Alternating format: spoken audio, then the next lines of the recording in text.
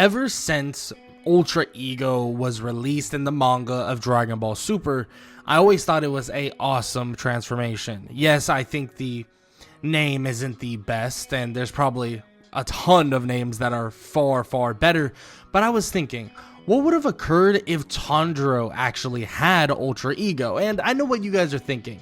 For one, this is literally impossible. How would he gain the powers of destruction in full? And how would he even gain this transformation? Well, that's the thing. I like to use these powers and kind of transition them into the actual anime that I'm talking about, so Ultra Ego won't be exactly the same as it would be in Dragon Ball or Dragon Ball Super. It's actually going to be a slightly different. Well, for one, I am going to leave the part in about this primal battle lust. So this would be a different type of Tanjiro. A Tanjiro that loves to fight and actually enjoys the aspect of defeating and killing demons. Yes, there is parts of him that don't really like the idea of killing them, but he knows that he has to actually take on this persona to truly get to the very next level. And that's the idea I'm going to be writing with. So the story starts very, very similar, if not exactly the same as normal. Tanjiro's family would pass, and they would die because of Muzan. Nezuko would transform into an actual demon and attack Tanjiro. Tanjiro would try his best to fend off, but at this point would have no powers based around Ultra Ego. It would actually be after the fact, so everything would go exactly the same. Tanjiro would show a little bit more of a different prowess when taking on Giyu, but at the same time he would still show Giyu what he's capable of, and then Nezuko would go and show that she's different than all these other demons and try to protect her brother. Now, from here on out, things get slightly different. Tanjiro's reality smashes into pieces. His go-lucky and very nice attitude, it's not exactly the same. It's far more toned down. But there's something else that is itching on the back of his neck. It's an idea. This idea that he's now having to become a slayer of demons, or a demon slayer. Someone that is going to have to take on monstrosities, and someone that is going to have to live in that reality. Now, to live in that reality, it takes a lot of coping. It takes a lot of this mental warfare you have to do with yourself that basically avoids the idea that you're going to be afraid of these people. In doing so, Tanjiro actually overcomes this hurdle of not being afraid of a fight, and that would definitely benefit him in totality in fighting these demons. But on top of that, and the ability that he was able to surpass within his mind, during the training he finds out that there is extra abilities that his body has now adapted to. Yes, he still has his normal sense of smell, but Ultra Ego has now awakened within his body. Now, you might be wondering, what kind of powers does he get from this? And I'm gonna be honest, in terms of the destruction powers, he just doesn't get those. That does not exist, and the powers of destruction just flat out don't exist at all. But I do believe that this would be an adaptation of one's body, and this would allow him to basically take blows and take hits and actually get stronger because of it. Now, the strength isn't necessarily permanent, but there is side effects that are very similar to a Zenkai boost that you would see in Dragon Ball, but the more and more effective way is his battle lust leading to damage on himself, and then leading him to actually be able to run faster, jump higher, hit harder, and all of the above. That's exactly what Ultra Ego basically is for Tanjiro. Now, with that said, the training with Urokodaki is actually pretty easy, and he's able to slice the boulder in half far earlier than you would possibly imagine. But Urokodaki would tell him that whatever power he awakened, whatever ability he awakened, more or less is not in the books, and he has no idea where it's come from. He has no idea how Tanjiro gained these powers, and it seems that the longer they even spar and the longer they fight, the stronger Tanjiro continues to get, which is kind of a very interesting aspect that he's never seen. And Tanjiro would ask, I mean, isn't it normal for someone to train hard and get stronger? And of course, Urokodaki would tell him yes, that's of course the case, but it's never that simple. You can't just get stronger out of nowhere. You can't just out of nowhere just be so much better and stronger from getting beat senseless. That's not how that works, but it seems like that's how it works with him. With all that said, he would learn water breathing just as normal, and frankly, we know that Tanjiro has a tendency of taking a beating, like no matter what, and we've seen him take brutal beatings, and we've seen him take on insane proportions that more or less would allow him to transcend his power further and further and further. But I'm gonna be honest, the early part of Demon Slayer would be very easy. I mean, we're talking about a Tanjiro that is vastly stronger just because his training was far more efficient and far more just reputable in terms of his body's growth. Now, with that said, he would easily get through the hand demon, easily destroy every last demon within the final selection, and even the earlier parts of actually the demons he takes on are pretty simple. I mean, he would easily get through the final selection. The swamp demon would be no issue, even with numbers advantage. Of course, he has Nezuko, so Nezuko can back him up and help him out to a drastic degree. And as he gets hurt at all against the swamp demon because he's surprised by that some sort of demon powers, which he's really never seen so far, especially a demon that could basically duplicate himself, he is able to transcend and get even stronger because of the beating he takes. But that's not even a beating that's really that bad. And he would kill the swamp demon trying to get information about who Muzan is, but of course, that doesn't work the way he wanted it to work. This would eventually lead him to the city that doesn't sleep, and when he arrives, he knows that there have to be demons lurking about because the city is literally in complete bright lights. But I'm gonna be honest, this fight doesn't change at all either. There's no way Tanjiro would be able to take on Muzan at this moment. Yes, I know he's strong, and I know he has some crazy feats already because of what he's able to do and what he's been able to do.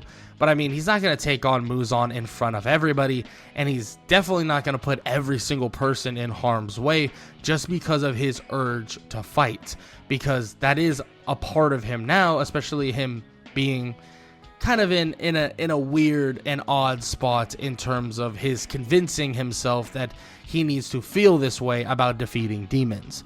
Muzan would find this as an opportunity to more or less try and defeat Tanjiro, but we all know how that would eventually go. In canon, he would actually struggle quite a bit with the demons that that Muzan would send to him, and Tanjiro wouldn't struggle nowhere near as much this time around. He would actually do it pretty easily. Now, with the help of Nezuko and Lady Tamayao, it would be even easier in this regard, but there's some questions Lady Tamayao would have for Tanjiro himself. How is he getting so strong? And is he some sort of like a demon hybrid? Like, she's never seen abilities like the ones he's showing at the moment, in which he says that he is no demon hybrid. He doesn't know exactly where this thing comes from in terms of strength-wise, and he just assumes it's some sort of mental kind of hurdle that he was able to get over. And that is not really the explanation that Lady Tamayao really wanted, because I mean, that's literally nothing at all. It's just a mental hurdle somehow. She kind of just brushes it aside, not understanding and not really wanting to go any deeper into that idea. But with that said, it doesn't necessarily matter to the situation. They defeat the two demons that would be sent after them pretty easily and pretty swiftly, and now we're in a spot that is more or less the same. Now, the only thing that really changed is Tanjiro's ability to actually fight these demons, and now this would be easy for Lady Tamayao to tell Tanjiro that he needs to find blood of a higher ranking demon, or the 12 Kizuki, to get an actual cure for his sister. Now, is it ever going to be that easy? Of course not. It's never going to be as simple as that. And this would lead to Tanjiro actually meeting Zenitsu just as normal, telling him to have some pride because why are you acting that way in front of a girl? Like, get it together, dude. And he tells him to more or less step it up and that they're demon slayers and they have to be ready to die at any moment, in which Zenitsu would cry and say that he doesn't want to die and he doesn't want to die alone. And Tanjiro would just ignore this as he drags him away, waving the other girl goodbye. This would lead to Tanjiro and Zenitsu to arrive at the mansion where they normally would fight the drum demon, and that wouldn't change much at all. But Tanjiro's experience fighting the drum demon would be kind of off-kiltering because the drum demon doesn't necessarily beat on Tanjiro the way some of these other physical demons would, giving him the power boost that he once wanted, but being able to shift the rooms at a smack of a drum would definitely affect the fight. But I mean, it wouldn't affect it more than it would have normally, but Tanjiro just wouldn't get the normal and natural boost from Ultra Ego or the ego powers that he has gotten this entire time. So with Inosuke's arrival, this does help, and Inosuke actually hitting Tanjiro and getting him away so he can fight on his own actually benefits Tanjiro as well, as he would strike down and help strike down the drum demon, and they would more or less defeat the rest of the demons within the mansion, leading to a very simple escape for Tanjiro, Inosuke, and Zenitsu. But it seems that Inosuke during this time actually has taken a more or less a liking to the box that is sitting right there, wanting to attack it because he smells a demon. Now Tanjiro and him would begin to clash over this as Zenitsu was protecting the box, but this fight, I mean, is different because hand-to-hand combat, and the more Tanjiro gets hit, the stronger he's now gonna get. And at the same time, yes, Inosuke is great at hand-to-hand combat because he's super unorthodox, but with one punch, one single blow, he goes down extremely hard. Tanjiro throws him back at a tree and tells him to stop what he's doing, that what's in that box is his little sister. And that would shut down the entirety of that whole situation, and they would all stop and agree to have more or less a truce. And this would lead them to resting for a little bit as normal, but would lead them to Mount Natagomo. And that would of course be the normal investigation of the Demon Slayer puppets and what's going on that mountain. Now, every demon here is going to go down very, very easily and very swiftly. Now, the only person that is actually somewhat of a challenge would be Rui, but we all know that this is a stronger version of Tanjiro, a more durable one at that as well, so the punishment he takes throughout this fight would actually benefit him drastically, allowing him to take down Rui probably without even learning or realizing that he's able to utilize this sun breathing technique or the Hinokimi Kagura. Now, with that said, it's kind of okay if he doesn't learn it because of his ability to actually strike down demons to this degree. His raw strength and power plus the ability to use breathing styles has allowed him to transcend even further. Yes, don't get me wrong, sun breathing would help drastically and help him quite a bit, but he would be able to decapitate Rui, killing him actually this time instead of just, Rui cutting off his own head, and would be able to defeat him before the Hashira would even arrive. And of course, just like normal, Kanao would go for Nezuko, thinking that she was just a normal demon, Tanjiro telling Nezuko to get behind him, because this Tanjiro is ready for a fight a lot more than the other one before, because the other one before was injured, drastically injured at that, and a bunch of other things on top of that. But this Tanjiro was ready to go head to head. As Kanao and him would clash, it's obvious that in pure strength, Tanjiro might actually have her beat. And actually, I take that back, would most likely have her beat. Now, with technique, Kanao is a bit ahead of Tanjiro because he's more of a brawler type at this moment, not as much finesse. But him be able to clash with Kanao and probably get the best of her, especially when taking damage, it's obvious that this fight is only going in the direction and only trending in the direction for Tanjiro. Now, with all that done, the crows would eventually say that it's more or less time for them to allow Tanjiro and Nezuko to live and meet them at the more or less the Hashira headquarters, or the Hashira mansion. And all of that would go exactly the same. The Wind Hashira would attack Nezuko, trying to prove a point. Tanjiro would smash his head into him, most likely, but this time around he probably wouldn't even be in handcuffs, and a hand-to-hand combat Tanjiro would be able to actually hurt the Wind Hashira, even though the Wind Hashira would be kind of on his heels anyways and not really expecting it. Now, this would lead to the whole meeting and the whole letter from Urokodaki and all of this that normally occurs. None of his Ultra Ego powers would change this at all. Now, with the training is where things get real, because this training is a big part of why Tanjiro is going to be really, really strong, because this is a modest Tanjiro, a Tanjiro that is not extremely technical, doesn't know concentration, breathing, constant, and doesn't know various amounts of techniques. So once he gets to this point, well, he's a monster, an absolute monster, and his strength would skyrocket faster than everybody else that is training with him, like Zenitsu and Inosuke.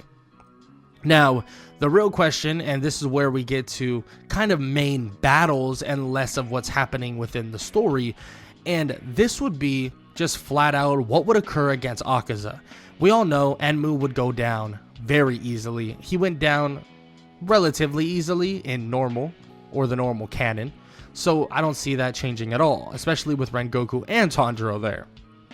Now, how would he fare against Akaza?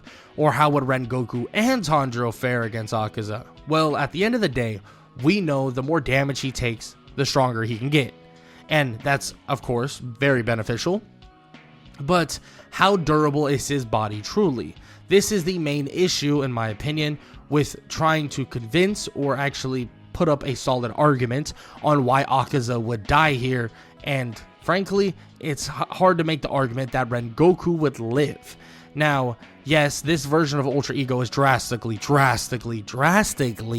weaker than a normal Ultra Ego. Of course, regular Ultra Ego, Akaza would be dead, whole universe would be dead, Solo gone forever. This is a little bit different. Now, this fight would be a very, very close one at that, but Akaza, as said before, has very, very strong punches, and he put a whole entire hole through Rengoku, or what a lot of people like to say, make him a donut, and that would definitely hurt Tanjiro quite a bit, because yes, he takes damage and can get stronger because of it, but if he takes excessive damage, it could still lead to his death. So he would have to definitely be careful against someone like Akaza. But in my canon and in my brain, I would think Rengoku would somehow survive this. I think the help of Tanjiro, someone that is way stronger and actually is Hashira level technically after killing Rui, he would more or less be able to keep up and actually take on Akaza. I just don't think this version of Tanjiro has really gotten far enough, because we know he doesn't have a Demon Slayer mark just quite yet, but I don't think he's gotten far enough to the point that he can actually help Rengoku defeat Akaza, but I think they can both get out of here alive, luckily enough. Now, let's talk about the Entertainment District arc, which is when Tanjiro normally awakens his Demon Slayer mark, and I don't see it going any differently this time around either. The Daki fight would be a pretty hard one. I think close enough to allow Tanjiro to awaken his Demon Slayer mark, and once he does, I mean, the fight for Daki is a wrap. It is completely over. There is no chance that she'll be able to keep up with a Demon Slayer mark Tanjiro, and Tanjiro would put the work on Daki, but as we know, it's not as simple as killing Daki. Daki would die, but Gyutaro would still be there, thus both of them still being alive. Now, with Tengen there though, and let's be honest, Daki and Gyutaro are nowhere near the level of Akaza, and there's arguments to be made that Tengen might even be stronger than Rengoku. I think this fight would be very easy, and we're talking about a 2-on-2. And yeah, I'm serious, a 2-on-2. If you add Zenitsu and Inosuke within the mix, this version of Tanjiro would help so drastically that Tengen would probably go out unscathed, would most likely actually not be poisoned and die. But either way, Nezuko would most likely be able to heal those injuries, because as Tanjiro would evolve, I'm sure Nezuko would evolve just as much, trying to help her brother. Now with Tengen actually, not extremely injured and not extremely poisoned, do you think he would actually continue on as a demon slayer? Most likely not, because his whole entire plan was to not stay a demon slayer. So I don't think he would, on more or less the regard of listening and actually being good to his wives, telling them that he's gonna quit and retire and live a life. But luckily enough, they still have Rengoku, so that's an extra person that would be able to help, and that's one more that they would normally have in canon. Now, the Swordsmith's Village arc, I don't see going any differently. Nobody drastically gets hurt here, drastically dies here, and frankly enough, the demons there, yes, they are very strong, but on the level of Akaza, they are not. And Tanjiro, as gotten to this point, being able to actually train with the Yoriichi Type 0, well, this is now entering the realm of Tanjiro transcending insane abilities and insane strength. Now, he would, at this point, know some sort of sun breathing. Would he be more along or less along? I mean, that's up to interpretation. In my opinion, I think he would rely more on his raw strength with Ultra Ego, so it would actually help him not, or it would actually affect his ability to use sun breathing, because he just wouldn't train as much towards it. But luckily enough, they will have a training sequence sooner rather than later, in which he can learn more about his sun breathing techniques, and with an alive Rengoku, it makes for him to be a lot easier in the near future. But as we know, the end of the Swordsmith's Village arc would lead to Nezuko conquering the sun, and this is exactly when Muzan would prepare to hunt. Now, like I said, the Hashira training arc would be a pretty simple one. I think Tanjiro would obviously train with everybody else, but the training would be a lot easier for him because he's already at crazy peak shape. This would be a time for him to actually help himself learn more and more about sun breathing, learn and being taught by Rengoku more and more sun breathing techniques, or actually what they've seen in the books, and probably actually get further along in sun breathing than we've possibly seen. That's just a guess, because he's using all the time of the Hashira training to actually learn more and more about sun breathing. Now, he would still participate in the Hashira training, but he just wouldn't need it nowhere near as much as everybody else would actually need it. And of course, now we have to talk about the Infinity Castle.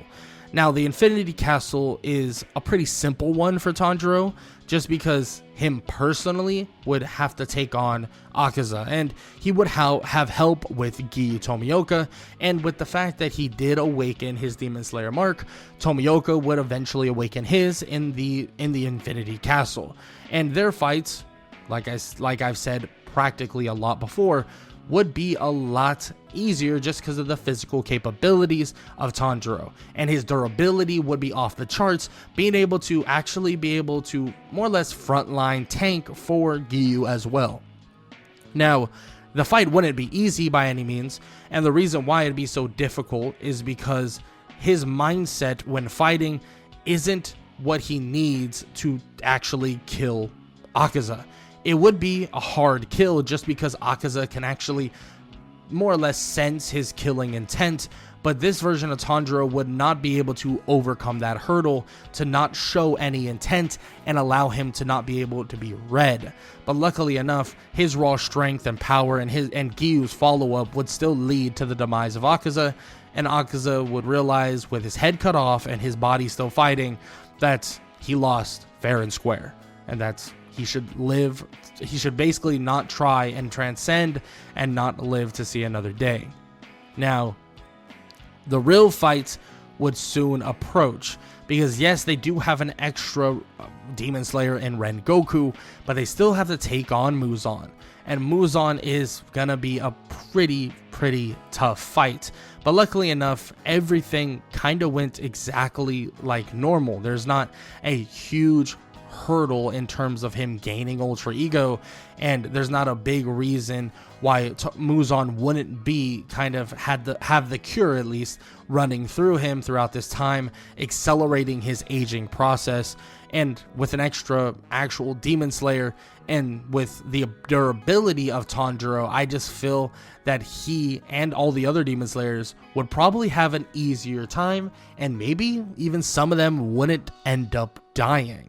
Yeah, I don't know exactly who. Maybe you guys have an idea who you believe would actually survive the very end game fight against Muzan. But I think this version of Tanjiro being more durable, getting stronger as he gets hurt and so on, would actually lead to a very, very simple and or at least an easier fight against Muzan. I take it back. I don't want to say simple fight, because it's nothing simple about the fight in the first place, but I mean simple in terms of it's very straightforward what needs to be done. They need to outlast Muzan, and luckily Tanjiro is going to help that drastically, and I mean drastically. Now, with all that said, I would like to hear what you guys have to say. Tanjiro having Ultra Ego, did you guys like the way I kind of shifted it into the universe? How do you think he would have gotten it on, like, you know, a crazy story basis? And on top of that, what would y'all like to see next? Honestly, I have quite a few ideas already lined up, and I want you guys to understand that, because I know some of you will suggest things, and I'm like, well, I can't do that until like a month from now, because I have a ton of ideas already set. But let me know in the comment section below, not only of what you thought about the what if, or what if Tanjiro had Ultra Ego, but also what you would like to see in the future videos. With all that said, I hope y'all enjoy the video, and I hope all y'all have an amazing day. Later.